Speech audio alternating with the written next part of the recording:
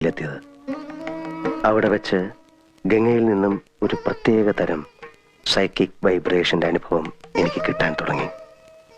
വേദനയോടെ ഞാൻ മനസ്സിലാക്കി, ഞാൻ അന്വേഷിച്ച് നടക്കുന്ന മാടമ്പിള്ളിയിലെ യഥാർത്ഥ മനോരോഗി എന്റെ അടുത്ത് നിൽക്കുന്ന ഗംഗയാണെന്ന്. ഗംഗയിൽ എന്തുകൊണ്ട്, എവിടെ വെച്ച്, എങ്ങനെ ഈ രോഗം ഉടലെടുത്തു? ഒരിക്കൽ നീയുമായിട്ടുള്ള വിവാഹാലോചന വരെ എത്തിയ ശ്രീദേവിയുടെ സാന്നിധ്യമാണോ ഗംഗയുടെ രോഗകാരണം? അതറിയാനാണ് അന്ന് ഞാൻ ശ്രീദേവിയും കൂട്ടി അമ്പലത്തിൽ പോകാൻ പറഞ്ഞത്. പക്ഷെ ഗംഗയ്ക്ക് അതൊരു പ്രശ്നമേ അല്ലെന്ന് എനിക്ക് വളരെ വ്യക്തമായി. പഴങ്കഥയിലെ നാഗവല്ലിയുടെ ഒരു കാര്യം പറഞ്ഞ് ഗംഗയെ പ്രകോപിപ്പിക്കാൻ ഞാൻ ശ്രമിച്ചു. നാഗവല്ലിയുടെ ചിലങ്കയെ ചൊല്ലി എന്തൊക്കെയോ പറഞ്ഞ് ഞാൻ ഗംഗയോട് എതിർത്തു. ഗംഗ പ്രതികരിച്ചു, അതിശക്തമായി, അസാധാരണമായി. അപൂർവമായ ഒരു മനോരോഗത്തിന്റെ അഗ്നികുണ്ഡങ്ങൾ